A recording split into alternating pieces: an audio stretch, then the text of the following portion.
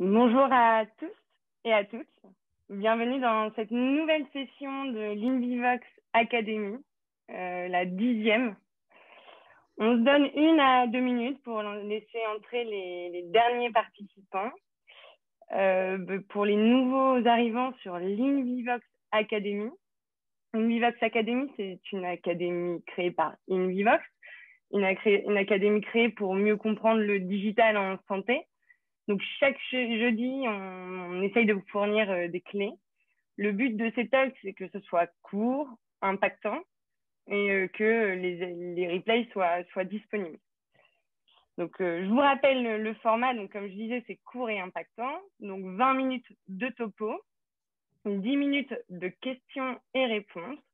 Donc, vous avez la possibilité pendant tout le talk de poser vos questions en bas, dans l'onglet en bas.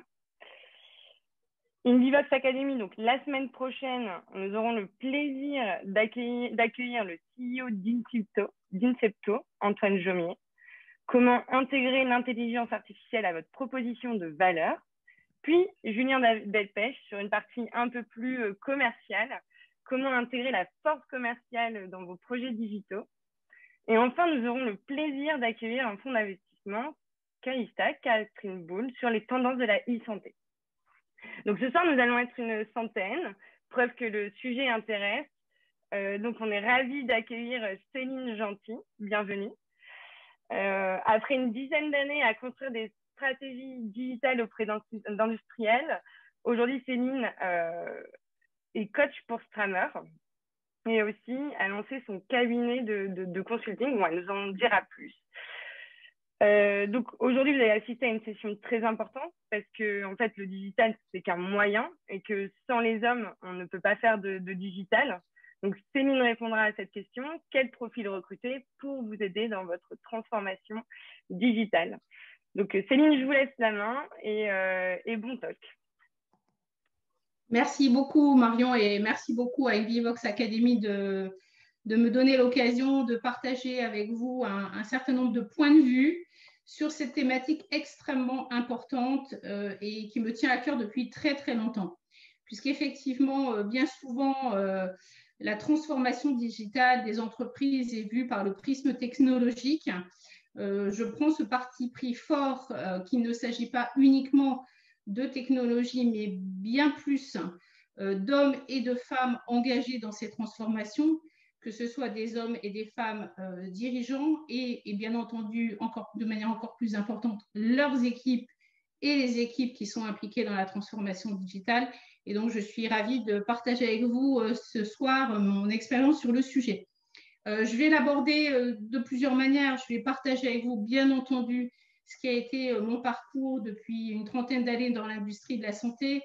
Je suis passionnée depuis 15 ans de gestion de la relation client et très naturellement depuis 10 ans, j'ai participé à des transformations digitales, à la fois en tant que directrice générale de laboratoire, mais surtout en tant que créatrice de vision stratégique dans le digital et création d'équipes, puisque j'ai notamment créé il y a une petite dizaine d'années, les premières équipes digitales pour Janssen France, puis plus récemment pour Janssen Europe. J'ai désormais mon cabinet de conseil en stratégie, mais surtout, parce que ce prisme humain est très important pour moi, je me suis rapprochée de Strammer, pour qui je travaille également à la fois en tant que strategic advisor sur ces thématiques humaines du digital, mais également comme coach professionnel. Donc, tout d'abord, ce soir, on va parler d'un certain nombre de choses. Pour vous donner le programme, d'abord, on va parler d'écosystème, parce qu'une transformation digitale n'est rien d'autre qu'une transformation d'entreprise et une conduite du changement. Et donc, c'est excessivement important de d'abord se poser un certain nombre de questions clés autour de l'écosystème dans lequel vous travaillez pour tous ceux d'entre vous qui sont parmi nous ce soir. On parlera ensuite des challenges du recrutement et je partagerai avec vous ce qui a pu être mon retour d'expérience, mais celui aussi que nous avons chez Strammer à travers les différentes transformations digitales qu'on accompagne. Alors, je le disais, ça commence d'abord par le sujet de l'écosystème, comme toute transformation. Et donc, vous commencez à comprendre que ce soir, je ne vous apporterai pas une réponse unique à cette question des profils à recruter pour réussir une transformation digitale, puisque ça dépend de qui vous êtes, où vous travaillez, pour qui vous souhaitez mettre en place une stratégie digitale et dans quel objectif. De manière assez évidente, la taille de l'entreprise dans laquelle vous êtes et sa gouvernance, c'est-à-dire est-ce que vous êtes dans une petite, moyenne ou grande entreprise, est-ce que vous êtes dans une stratégie locale ou est-ce que vous êtes dépendant en termes de gouvernance d'une stratégie européenne, régionale ou voire d'une stratégie globale. L'ensemble de ces éléments déjà déterminent un certain nombre de choses concernant votre transformation digitale. Après, il y a le sujet des dirigeants. J'ai été dirigeante et bien entendu, l'appétence du dirigeant pour le sujet digital, sa compréhension, son engagement stratégique vis-à-vis du digital est absolument essentiel pour réussir une transfo dans ce domaine. Ça dépend ensuite de vos produits, de l'appétence de vos équipes, des équipes et de vos clients pour le digital, de la maturité de votre organisation. Peut-être que déjà vous êtes à un certain stade de transformation digitale et il faut aller au stade d'après. Et puis des premières expériences, parce que souvent les premières expériences, quand on commence une transformation digitale, sont très importantes. On réussit parfois, on échoue également. Et le plus important, je dirais, n'est pas de réussir ou d'échouer. Le plus important est de savoir pourquoi, et on y reviendra tout à l'heure. Ensuite, pour qui vous faites cette transformation digitale, B2B, B2C, professionnels de santé, patients, distributeurs éventuellement, je pense notamment aux pharmaciens, ou pour des médecins hospitaliers, quel est leur accès au digital, quel temps ils peuvent y consacrer par jour. Voilà, tout ça sont des éléments importants de votre environnement. Et puis enfin, quel est votre objectif en tant que dirigeant ou marketeur ou membre d'une équipe digitale? Est-ce que vous souhaitez utiliser le digital pour communiquer? Certes, c'est déjà un basique, c'est déjà bien. Pour améliorer votre relation client, pour mieux connaître vos clients, pour être peut-être plus efficient. Je pense notamment dans la dissémination des messages et puis, bien entendu, aussi pour être innovant. Et souvent, le digital est aussi au cœur de la transformation des entreprises et des industries de santé en termes d'innovation, notamment pour améliorer le parcours patient. Donc, vous voyez bien que malheureusement, ce soir, j'adorerais vous apporter une réponse simple à quel profil recruter. Et si c'était simple, nous ne nous parlerions pas ce soir, puisqu'en fait, beaucoup d'entreprises encore cherchent à répondre à cette question des profils. Mais à nouveau, ça commence par qui, pour qui et avec quel objectif. Alors, pour mieux vous connaître, puisque vous êtes une centaine ce soir en ligne, et peut-être aussi adapter le contenu de ma présentation pour être au plus près de vos préoccupations, je vais vous demander de répondre à un petit sondage et de pouvoir partager avec moi à quel niveau de maturité digitale vous considérez que votre organisation se situe aujourd'hui. Donc, est-ce que vous considérez que votre entreprise est au stade basique, c'est-à-dire que vous avez un site internet, vous communiquez sur votre entreprise au niveau corporate et sur vos produits et vous utilisez quelques analytics web? Est-ce que vous êtes au stade tactique, c'est-à-dire que vous avez initié une réflexion multicanale, vous travaillez sur vos engagements, vos analytics d'engagement et vous commencez à avoir des campagnes email segmentées? Est-ce que vous êtes au stade optimisé, c'est-à-dire que vous êtes vraiment des pros de la campagne multicanale avec des campagnes personnalisées où vous optimisez vos interactions clients? Et last but not least, comme on dit, est-ce qu'au contraire, vous êtes au stade de maturité exceptionnelle qui est le stade stratégique? Le digital n'est pas une partie de votre stratégie, mais votre stratégie d'entreprise commence par le digital. Vous synchronisez online et offline l'ensemble de vos activités de manière cross-fonctionnelle, le marketing, les ventes, le médical, les études, la recherche. Et bien entendu, vous utilisez l'ensemble de ces données de manière croisée pour obtenir les insights qui vous permettent de mieux affiner votre stratégie et vos interactions. Donc, je vous laisse le temps de voter. On attend peut-être encore un petit peu.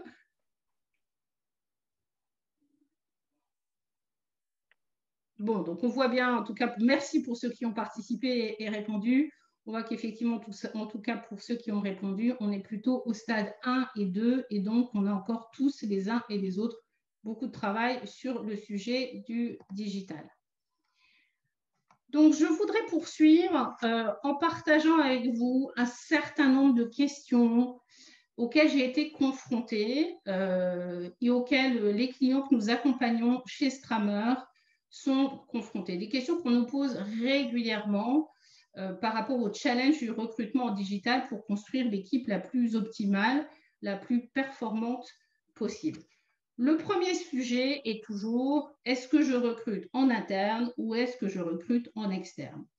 Est-ce que je m'appuie sur mes compétences internes de mes équipes, par exemple du marketing, qui sont déjà au cœur de la création d'un certain nombre de messages promotionnels? Est-ce que je m'appuie sur mes équipes médicales qui, bien entendu, ont des messages médicaux à faire passer et que je fais grandir ces équipes en les développant, en leur permettant d'acquérir des compétences digitales, et je m'appuie sur ces équipes-là que je fais grandir en interne, et ces équipes-là en interne sont le socle de mon équipe digitale que je crée.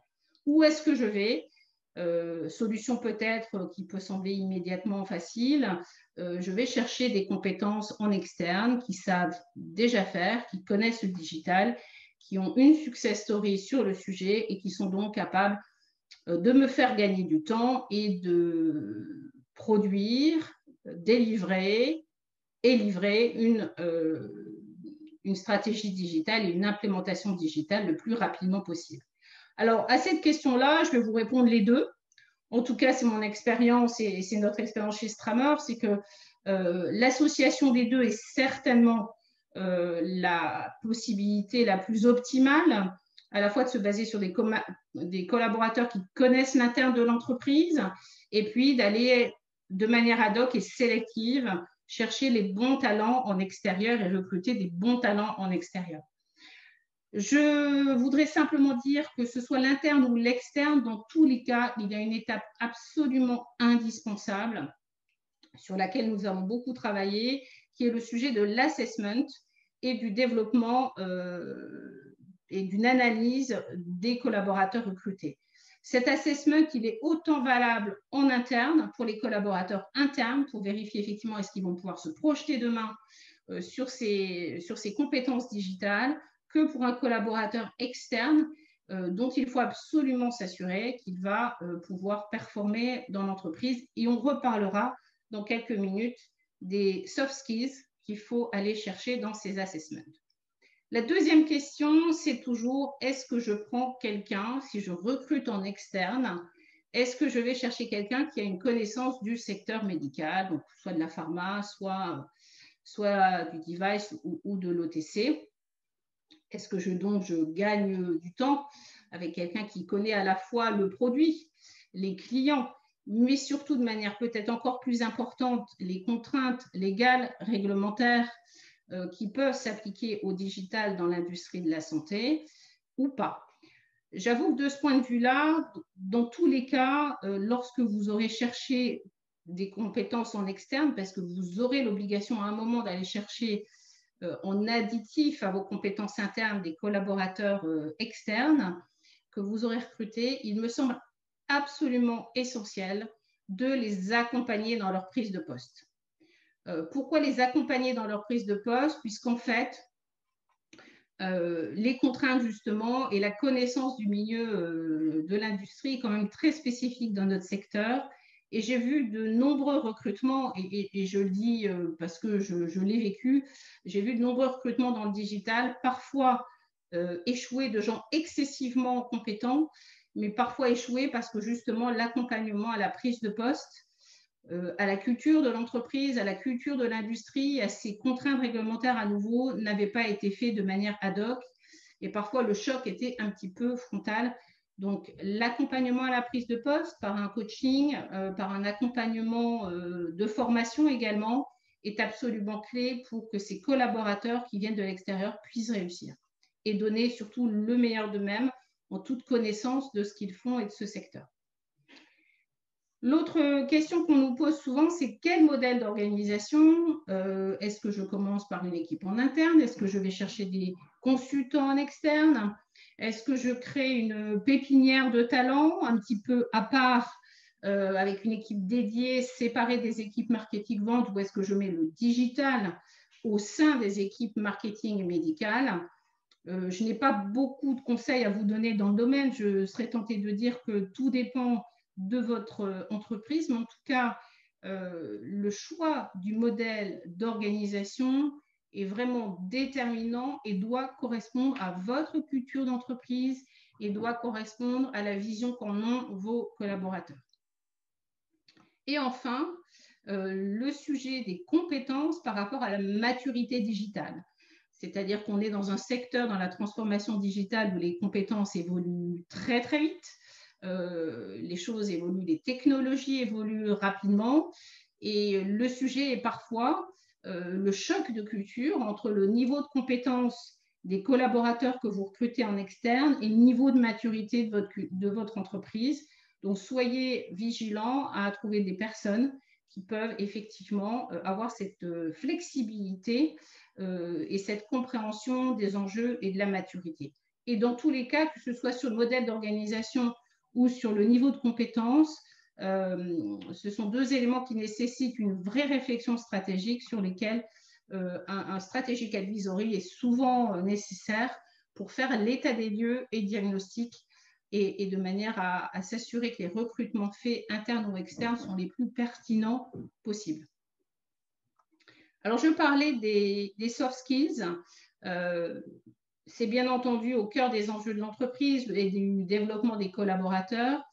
Je voudrais en citer quelques-uns qui, à mon sens, sont particulièrement importants dans l'univers du digital et qui me semblent particulièrement majeurs d'aller assesser lorsque vous recrutez un profil dans le digital. Alors, vous allez me dire, Céline, bon, bah, finalement, les 10 ou 11 qu'on voit là, c'est finalement assez classique. Oui, mais dans le contexte du digital, ça a quand même son importance pour certains d'entre eux. Le premier point, dans la mise en place d'une stratégie digitale, votre stratégie sera nécessairement cross-département et cross-fonctionnelle. Elle touchera autant le marketing que les ventes, que le médical, que les études cliniques. Donc, il est absolument essentiel de recruter des collaborateurs qui ont ce soft skill de la collaboration, de la résolution de problèmes et de la négociation chevillée au corps. Et c'est leur mode de fonctionnement de travailler en équipe transversale et d'aller analyser, résoudre des problèmes de manière transversale. Donc, cette collaboration, cette capacité à résoudre est absolument essentielle. Et souvent aussi une dimension de flexibilité qui n'est pas négligeable parce que dans une industrie comme celle de la santé où à nouveau les contraintes sont importantes, il est important que vos collaborateurs du digital comprennent que la solution innovante absolument miraculeuse qu'ils avaient prévue devra être modifiée, adaptée, retravaillée pour répondre à un certain nombre d'éléments majeurs. Du coup, la flexibilité est importante. Et puis, je voudrais insister aussi sur la self-motivation et la détermination, surtout si vous démarrez, si vous en êtes au premier stade de développement de votre transformation digitale. Parce que la transformation digitale, ce n'est pas simple. Il faut avoir vraiment une motivation et une détermination pour franchir l'ensemble. C'est une course de haies pour moi. Et d'avoir donc des collaborateurs qui y croient, qui sont excessivement motivés est absolument essentiel. Et enfin, bien sûr, la centricité client. J'insiste toujours sur ce sujet-là qui est très important pour moi et très important dans le digital. Beaucoup trop de solutions digitales aujourd'hui sont développées dans des bureaux et ne sont pas confrontées et testées à la réalité des professionnels de santé et des patients. Et donc, je vous invite vraiment à adopter une logique agile de test and learn en mettant le client au centre de votre démarche digitale et donc cette compétence à aller échanger avec des professionnels de santé ou des associations de patients est aussi très importante dans le digital. Alors, quel profil, pour quels enjeux? Je le disais tout à l'heure en introduction, je ne vais pas vous faire une longue liste, de la quinzaine de profils à peu près aujourd'hui qui existent dans l'industrie, que ce soit des profils qui travaillent sur les différents outils du digital, le CRM, le web, les applis. Donc là, on est plutôt dans le domaine technique, ou les gens qui travaillent sur les contenus, ou les gens qui travaillent sur les analytics. Mais en tout cas, je voulais, puisque ce soir, nous avons une audience qui est plutôt dans les premiers niveaux de la maturité, revenir peut-être sur ce qui est le stade 1 d'une stratégie digitale. Mais déjà, pour faire ce stade 1 très, très bien, ce n'est pas toujours si simple, qui est le sujet du multicanal. Et quels sont les profils pour réussir votre approche multicanal?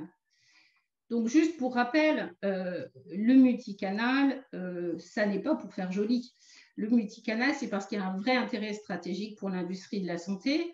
Alors, je ne vous parlerai pas ce soir, bien entendu, de notre réalité à tous, qui est le Covid, et donc du chemin d'accès alternatif que représente le multicanal quand on ne peut plus aller voir des professionnels en présentiel, mais plutôt de l'ensemble des autres éléments. Le multicanal, c'est une dissémination plus rapide des messages, puisque les équipes terrain, qu'elles soient des équipes médicales de MSL ou des équipes de visiteurs médicaux, ont nécessairement la problématique d'aller voir des clients un par un.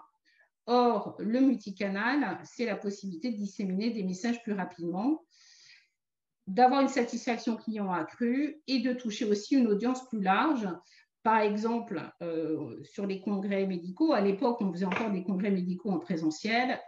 Tout le monde ne va pas à un congrès à l'autre bout de la planète. Donc, toucher une audience plus large par le multicanal est aussi important. Donc, je vous ai mis ici quelques thématiques pour des profils. Il y a les profils qui travaillent vraiment sur l'expérience client multicanal et sur les outils du multicanal, je vais y revenir. Il y a les profils qui travaillent sur les contenus et il y a les profils qui travaillent sur la data pour obtenir des insights clients et du coup pouvoir rentrer dans un cercle vertueux de je connais mieux mes clients, j'adapte ma stratégie, j'adapte mes messages et j'adapte mes campagnes et on continue comme ça de manière cyclique. Alors, sur les profils, j'ai pris là des thématiques et des noms de profils assez généralistes, puisque d'une entreprise à une autre, ils s'appellent un peu différemment.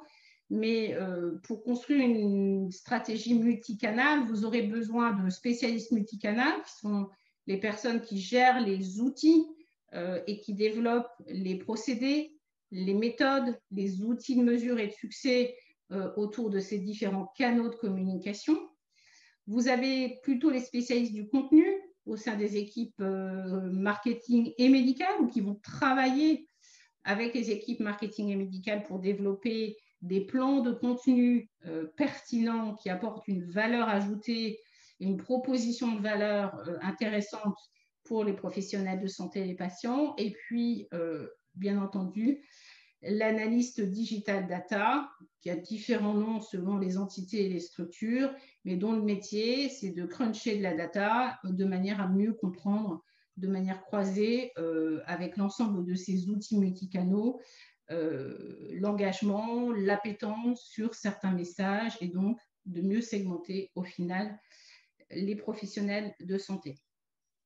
Je voudrais juste rajouter un point. Tout ça ne peut se faire que si vous emmenez l'ensemble de votre entreprise dans le digital. Avoir une équipe digitale d'un côté qui travaille n'est pas suffisant. Il faut que l'ensemble de l'entreprise comprenne et adopte le multicanal ou le digital dans ses pratiques au sens large. Et donc, pour ceux d'entre vous qui sont peut-être au premier stade de développement, je les invite à vraiment réfléchir comment ils peuvent disséminer une culture digitale. C'est tout l'objet des InVivox Academy Talk.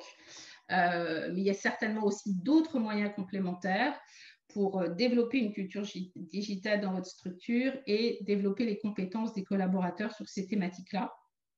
Et enfin, accompagnement du changement pour les équipes dirigeantes, c'est très important pour l'ensemble des équipes, à travers du coaching, mais aussi à travers de la gestion de projet.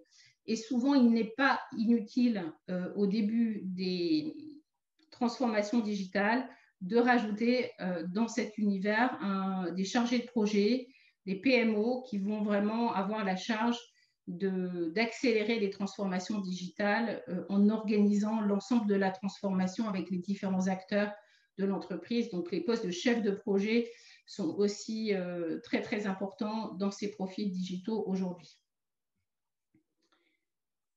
Je voudrais finir en vous parlant, certes, d'acquisition de talents dans vos équipes pour le digital, mais aussi de rétention. Et là, je parle là aussi en connaissance de cause.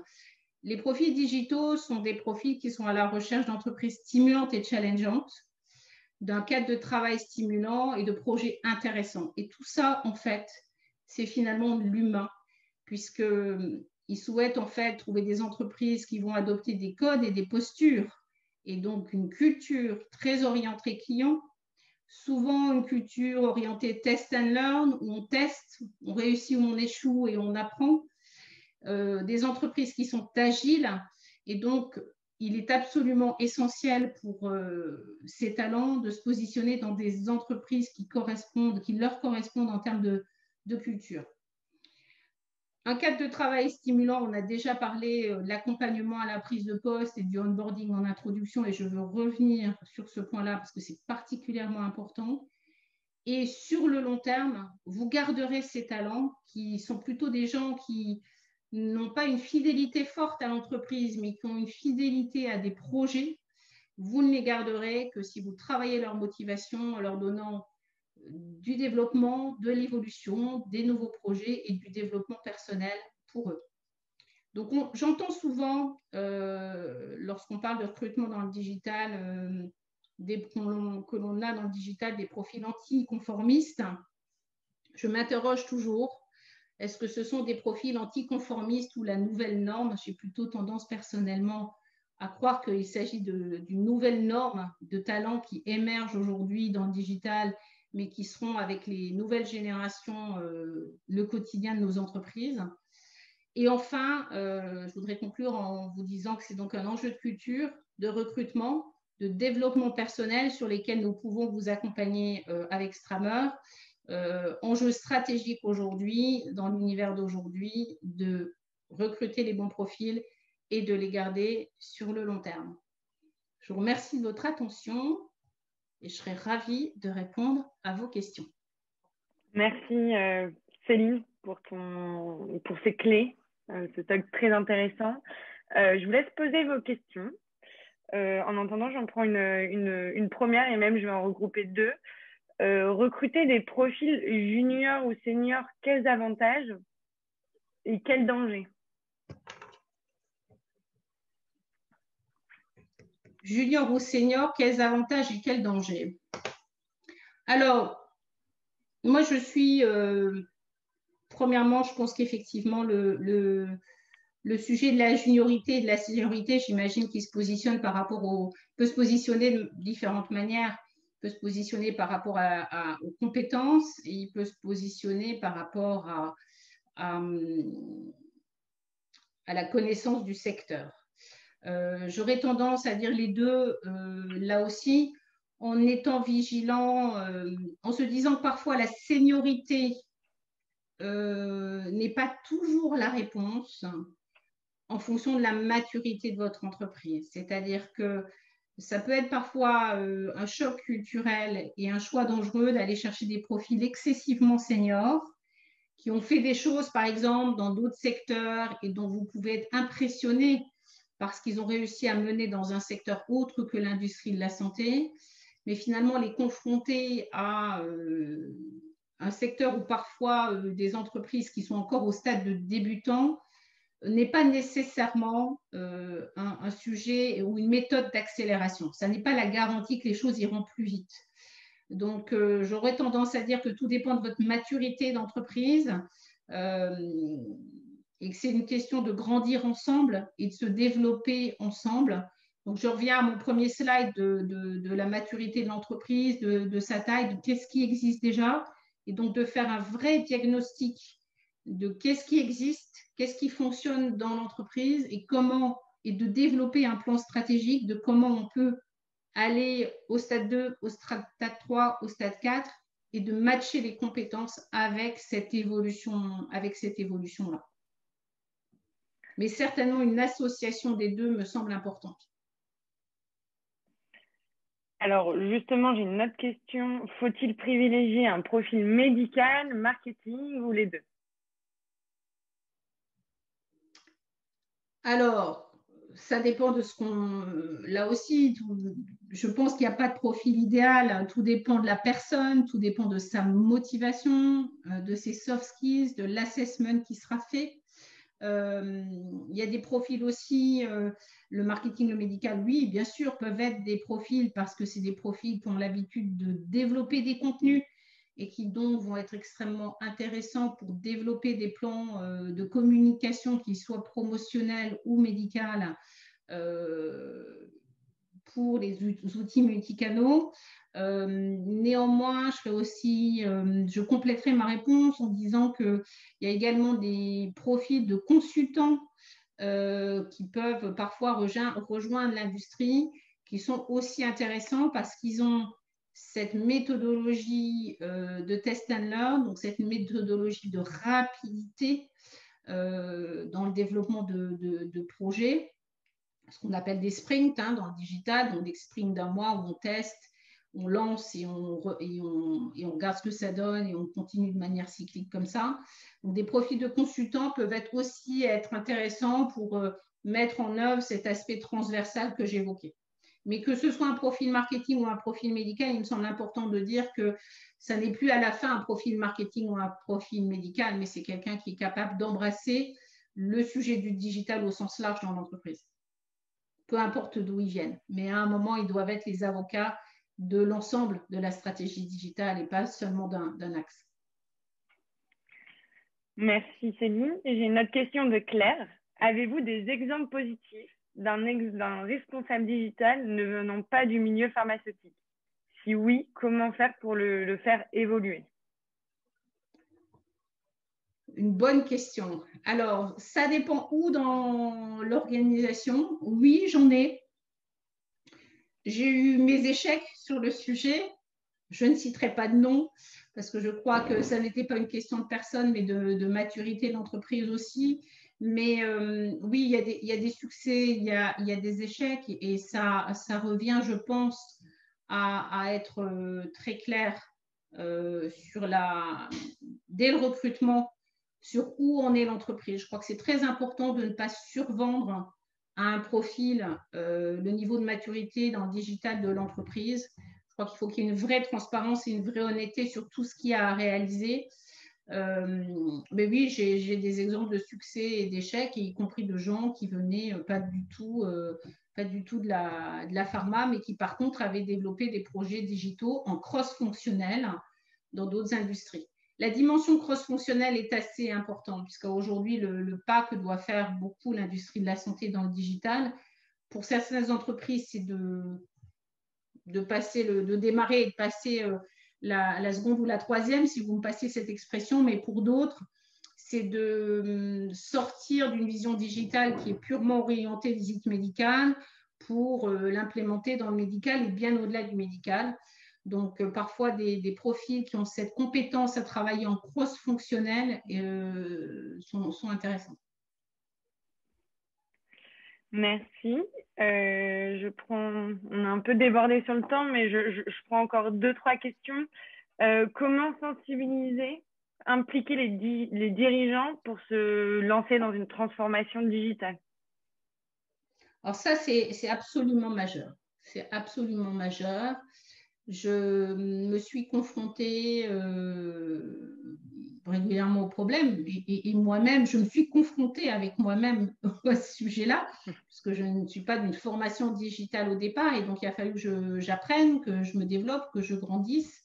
Et c'est vrai que pour un dirigeant, avec tout ce qu'il y a à faire, comment trouver la place pour le digital dans tout ça.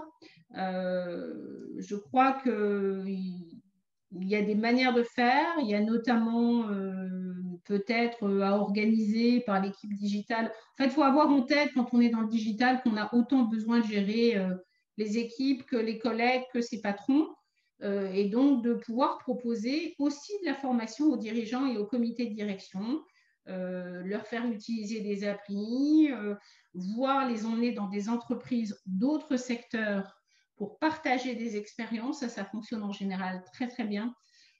Donc voilà, développer un programme de développement pour les dirigeants dans le digital est aussi quelque chose de très utile en général parce que ça amène des sortes des prises de conscience et des aha moments, comme disent les Anglais, les anglo-saxons, qui peuvent être très, très, très, très utiles. Mais je pense qu'effectivement, il faut que l'équipe dirigeante accepte que sur ces sujets-là, elle ne sait pas ou elle ne sait pas tout et qu'elle doit elle doit se former, elle doit se développer et que regarder à l'extérieur de l'industrie de la santé est important, même si tout n'est pas applicable. Ça permet quand même d'avoir une conscience de la technologie, une conscience de comment le monde bouge au niveau digital, qui à un moment ou à un autre impactera la santé sous des formats différents, mais nous impactera. Alors, je prends une dernière question pour les questions auxquelles nous n'avons pas répondu. Céline, je t'envoie les questions et je te laisserai répondre directement. Donc, la question, c'est quelle formation conseillez-vous pour accompagner cette transformation digitale? Alors, je ne vais pas citer de noms. Mais il y a aujourd'hui sur le marché beaucoup de choses qui existent, qui peuvent permettre de se former déjà aux outils, de se former au marketing digital. Il y a pas mal de masters aujourd'hui qui existent dans ce domaine-là, ou d'entreprises de formation qui ont développé des modules autour du digital. Donc, je ne vais pas vous donner un nom, mais il y a beaucoup de structures qui ont développé des choses. Je pense que le plus important, c'est de faire l'état des lieux, que cette formation s'adresse à des collaborateurs ou à des dirigeants, peu importe. Le sujet, c'est vraiment d'être sûr que ça répond à vos besoins et où est-ce que vous en êtes dans le niveau de connaissances que vous avez besoin d'acquérir, comme toujours en termes de formation, de manière à ce que ce soit utile et que cette formation vous permette de passer une étape supplémentaire dans votre connaissance du sujet. Mais il y a beaucoup de choses qui existent, de choses extrêmement basiques et simples autour du multicanal et de la relation client dans le multicanal, jusqu'à des choses beaucoup plus visionnaires et beaucoup plus innovatrices. Donc, il y a beaucoup de choses qui existent. Et il y a, avec la plupart de ces sociétés, la possibilité aussi, lorsque nécessaire, de développer des programmes ad hoc, par exemple, pour l'ensemble d'une entreprise, et qui permettent de prendre en compte le niveau de maturité justement spécifique et d'appétence de l'entreprise par rapport à ce sujet-là. Merci Céline, merci à tous et à toutes. Merci pour votre fidélité et vivement jeudi prochain. Nous accueillons Antoine Jomier sur comment intégrer l'intelligence artificielle à votre proposition de valeur. Merci Marion, merci à tous. Merci Vivox. Merci Céline.